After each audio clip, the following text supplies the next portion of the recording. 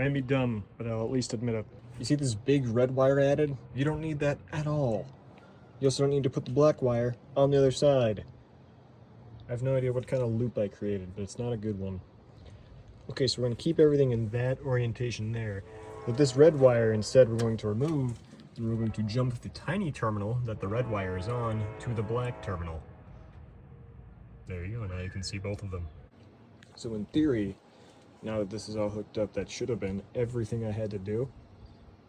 Really sucks that I made that whole big wire last time. Didn't even need it.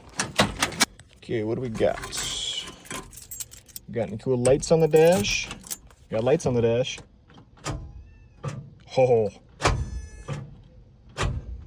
It wants to. Something's stopping it though. Woo! Well, that's step one down. Now we gotta put the drive shaft in. Just gonna give a little... It's probably fine. Let's see a full start with no exhaust.